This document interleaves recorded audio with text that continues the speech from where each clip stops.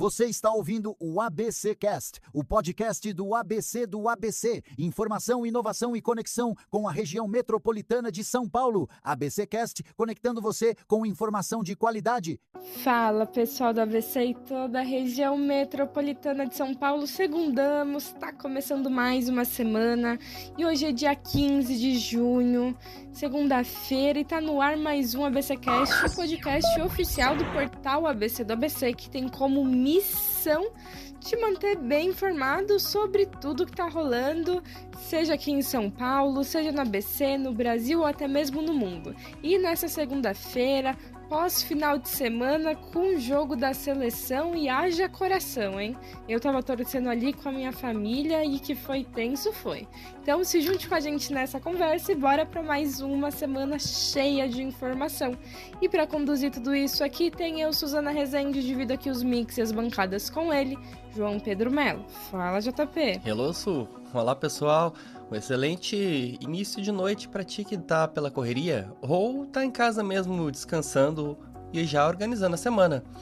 E hoje a gente vai iniciar falando sobre a pressão na Copa, com o técnico da seleção brasileira, Carlo Ancelotti, preparando mudanças para enfrentar o Haiti.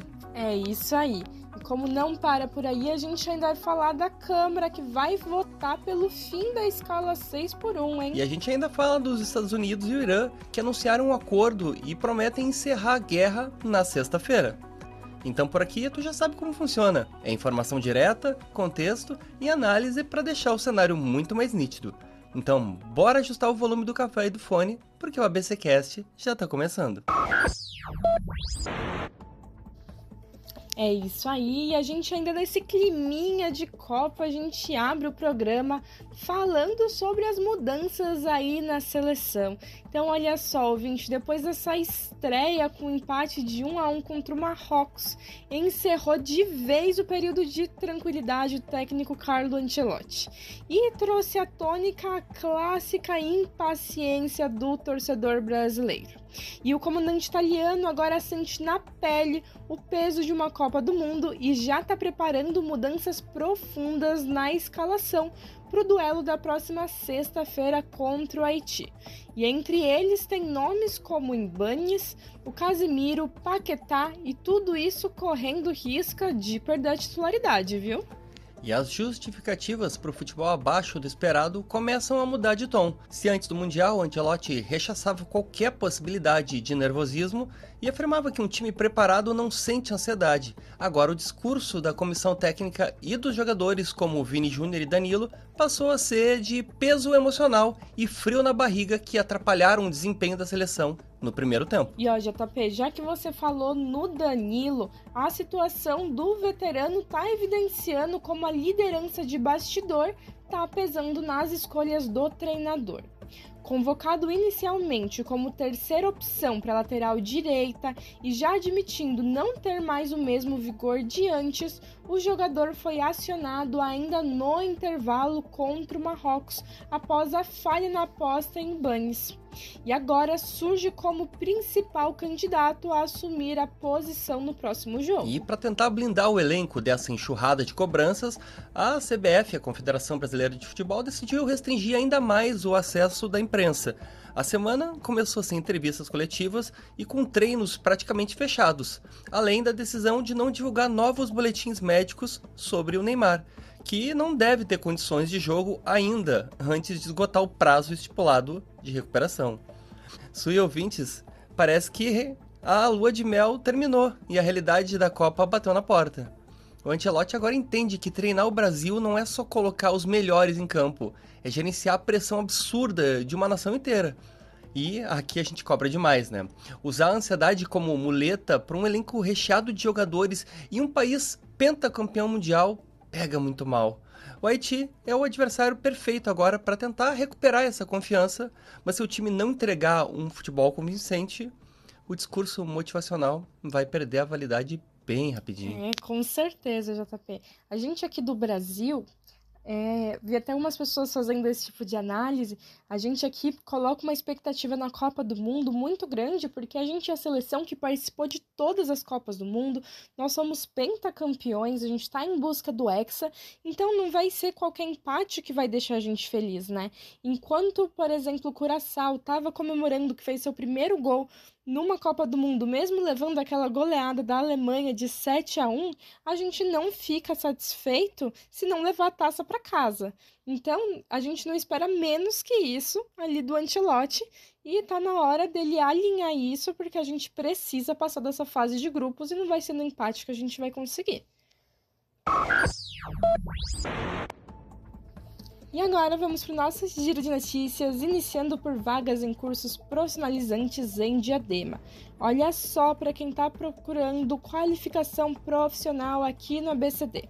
A Fundação Florestan Fernandes, em Diadema, abriu as inscrições para 620 vagas gratuitas distribuídas em 27 cursos nas áreas de beleza, informática, gastronomia e gestão.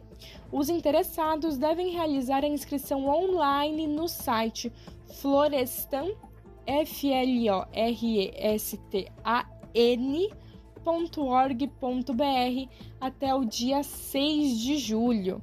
E os candidatos que garantirem a vaga precisarão comparecer presencialmente entre os dias 14 e 17 de julho, das 8h30 às 15h, das 8h30 da manhã às 3 horas da tarde, na sede da instituição, que fica localizada na rua Manuel da Nóbrega, número 1149, no centro de Diadema, e deve estar portando documentos originais exigidos no edital.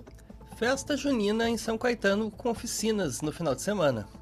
Já para as famílias que procuram diversão e cultura, a primeira edição do São João de São Caetano acontece nessa semana, nos dias 20 e 21, no próximo final de semana, dia 27 e 28 de junho, sempre das 11 horas da manhã às 21 horas da noite, no Parque Linear, localizado na Avenida Presidente Kennedy, número 2300.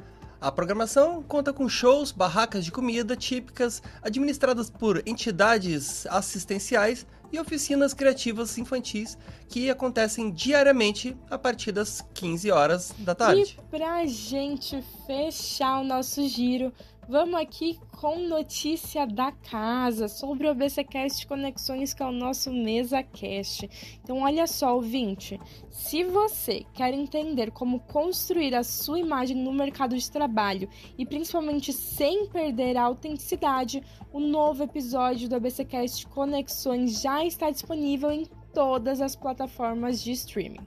E nessa edição, o nosso apresentador e colega aqui, Thiago Quirino, contou com a jornalista Amanda Francisco para receber a especialista Clara Laface para um bate-papo aprofundado sobre liderança, coerência corporativa e os limites da exposição permanente nas redes sociais. Então já fica aí o recado, não deixe de conferir o último episódio do ABCcast Conexões, porque como eu sempre digo, no encerramento de cada programa, ele tá imperdível e ele é imperdível, então não percam.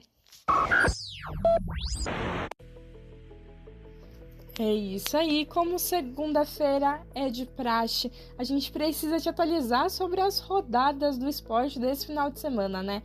Já comentamos aqui um pouquinho do nosso 1-1, já também comentei um pouquinho, né, Gabriel Jesus, sobre a goleada que rolou aí da Alemanha, que não teve dó, mas vamos deixar com ele maiores detalhes, então é com você, Gabi. Olá, Suzana Rezende e João Pedro Melo. Aqui é o Gabriel de Jesus e esses são os destaques do esporte. E claro, não poderia começar diferente. O empate amargo do Brasil em 1-1 contra Marrocos na Copa do Mundo Grupo C. Os marroquinos abriram o placar com Saibari, mas Vini Júnior deixou tudo igual com um golaço aos 32 minutos do primeiro tempo. Bruno Guimarães acionou o atacante, que puxou da ponta para o meio, cortou a marcação e soltou uma bomba cruzada sem chances para Bono. E olha, JP, parece que ele e a Virgínia voltaram, viu? Sei não, eu vi essa fofoca por aí. No segundo tempo, o Brasil pressionou, mas o empate persistiu. Agora a seleção brasileira volta a campo na próxima sexta-feira, às 21h30, contra o Haiti. Mais detalhes da partida você confere em uma matéria que eu fiz lá pro portal ABC do ABC. E a Alemanha, viu, Su? Não teve dó do Curaçao, goleou por 7-1. Mas esse placar, eu não quero nem lembrar, viu? Na abertura da Copa, o México venceu a África do Sul por 2-0 pelo Grupo A. Os Estados Unidos bateram o Paraguai por 4-1. E a Holanda e o Japão fizeram um jogaço, empatando em 2-2. Agora, vindo para a nossa região, pela Série B do Brasileirão, na 13ª rodada, o São Bernardo ficou no empate sem gols com o Sport. A cobertura completa desse jogo está no nosso portal também, em matéria feita pelo repórter Thiago Antunes. E no vôlei, emoção até o fim. O Brasil venceu a Argentina de virada por 3-2 no tie-break. Destaque mais uma vez para Judson, com 15 pontos. Bom, esses foram os destaques do esporte neste final de semana, com Copa do Mundo, Série B e vôlei. Valeu, Suzana, JP, ouvinte, até a próxima.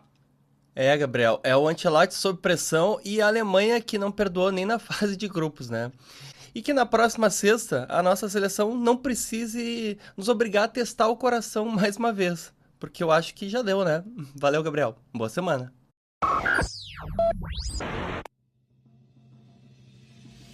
E agora, voltando para o noticiário, vamos falar sobre as votações na Câmara, que são sobre o fim da escala 6x1 e o PL da misoginia. Então, olha só, ouvinte, olha só, JP. Essa semana ela está prometendo ser decisiva na Câmara dos Deputados. O presidente da Casa, Hugo Mota, convocou uma reunião de líderes para a tarde dessa terça-feira com o objetivo de destravar a pauta do plenário, colocando em votação o projeto de lei que propõe o fim à escala de trabalho 6x1 e a urgência constitucional do texto enviado pelo governo, que acabou travando as demais votações. E tudo isso forçando a cúpula da Câmara a agir rapidamente para limpar a pauta. E o relator da matéria, deputado Léo Prates, será o responsável por apresentar os esclarecimentos finais do seu parecer.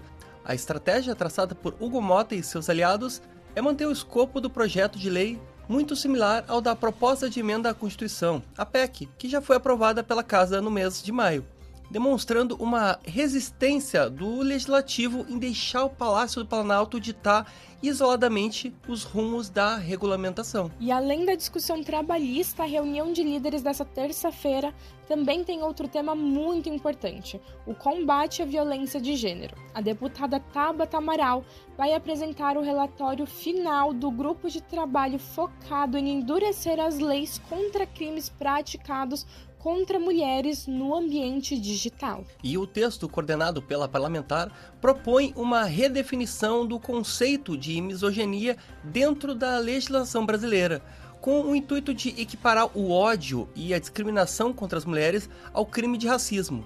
E a expectativa do presidente da Câmara é que essa proposta de combate à misoginia também seja submetida ao crivo do plenário ainda nessa semana. Su e ouvintes, essa movimentação do Hugo Mota é um recado claríssimo de poder e, como sempre, né? Ele coloca a escala 6x1 na pauta como o texto da Câmara para demonstrar que quem dita o ritmo lá em Brasília é o Congresso e não o Executivo, agradando o trabalhador, mais ou menos, né? Porque ao mesmo tempo em que enquadra o governo, rola também essa questão da inclusão da pauta da misoginia, que é um golaço mais do que necessário. E já passou da hora da internet deixar de ser uma terra sem lei, onde covarde ataca a mulher e acaba saindo impune, né, Su? Com certeza, JP. A internet ela não é terra sem lei já faz muito tempo, né? E a gente está trazendo políticas que a gente possa proteger nossos adolescentes, nossas crianças e agora também proteger todo mundo da violência de gênero, porque quando a gente fala de violência de gênero, não afeta só as mulheres, mas também aos homens. Esse é um mal que afeta a sociedade como um todo e já deu tempo, né, de covarde ficar se escondendo atrás de fake, achar que comentário não tem nenhum tipo de punição e que pode fazer o que bem entender. Então, bora lá que essa terça vai ser agitada. E agora, vamos sair aqui do plano nacional para ir para o internacional, falando sobre os Estados Unidos e o Irã. Olha só que reviravolta! Os Estados Unidos e o Irã anunciaram um acordo preliminar para encerrar a guerra no Oriente Médio iniciada em fevereiro, com a assinatura do Tratado de Paz oficial marcada para a próxima sexta-feira lá em Genebra. E a notícia fez as bolsas de valores dispararem e provocou uma queda de quase 5% nos preços internacionais do petróleo. E o ponto central do pacto é a reabertura imediata do Estreito de Hormuz, rota crucial por onde passa cerca de 20% do petróleo e gás do mundo, acompanhada do fim do bloqueio naval imposto pelos americanos aos portos iranianos.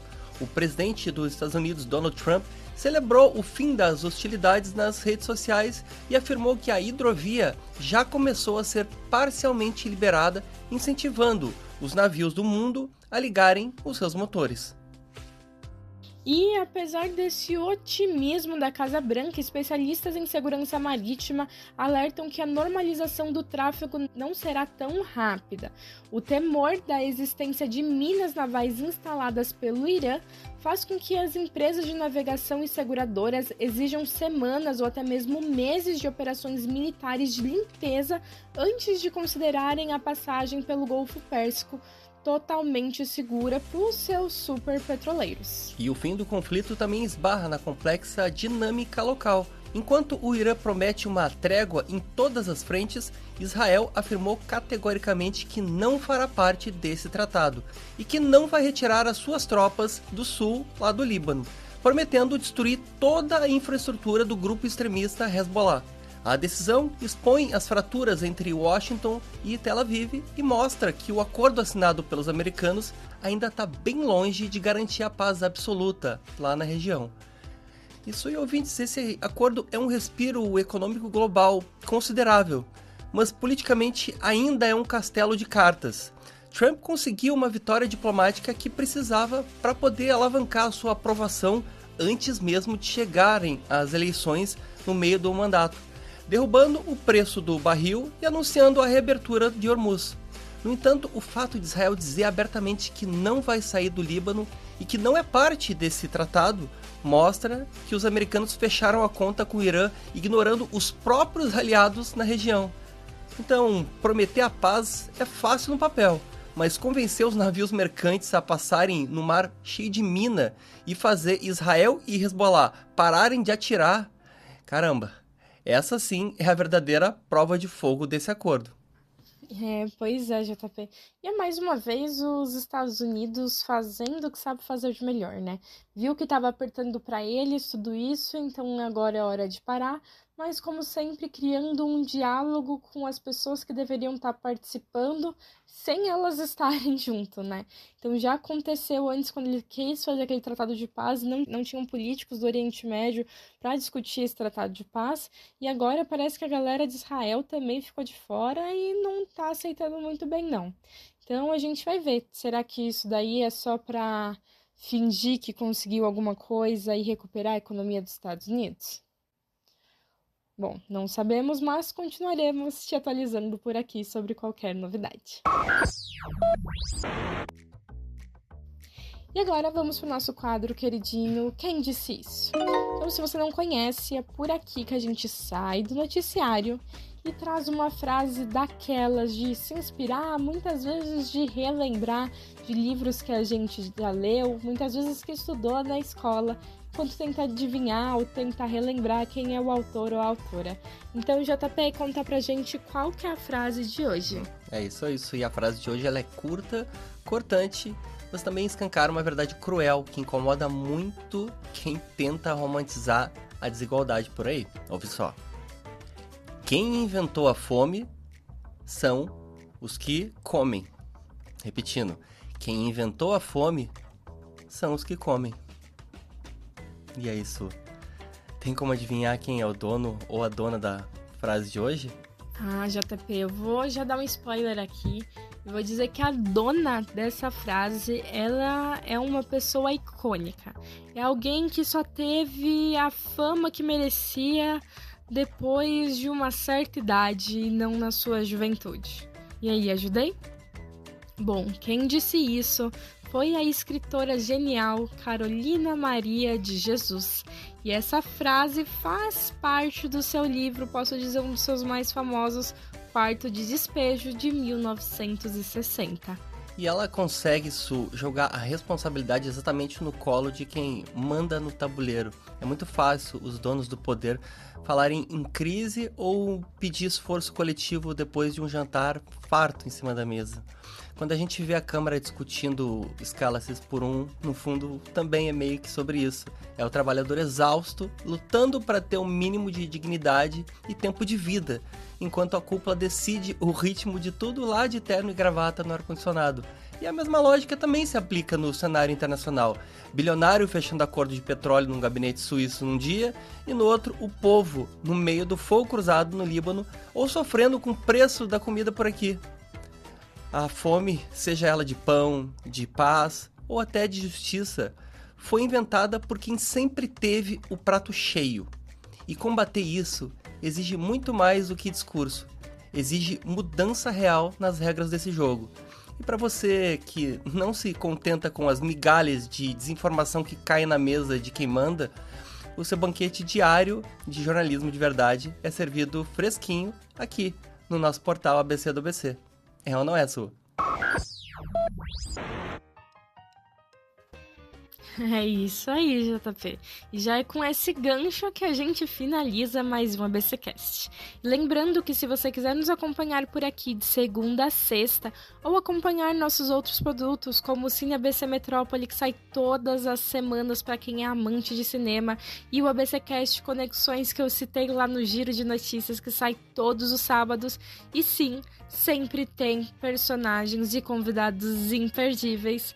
Nós estamos disponíveis em todas as plataformas. Então, independente de onde você estiver nos ouvindo, nós também estamos no YouTube, no Deezer, no Spotify, no Amazon Music, no Apple Podcast.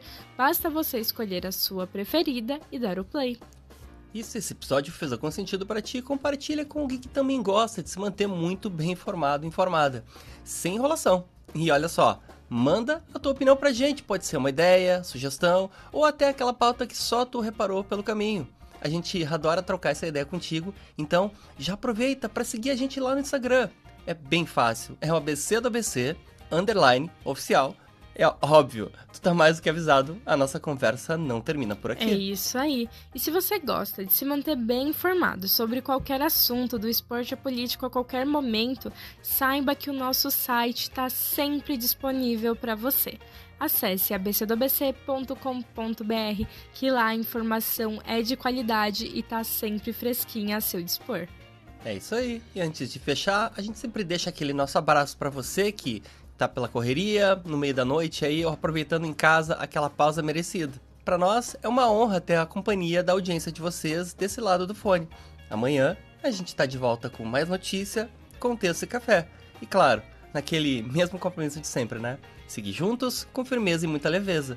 Então, tchau, tchau. E até a próxima. Tchau, tchau. Esse podcast é uma produção do portal ABC do ABC.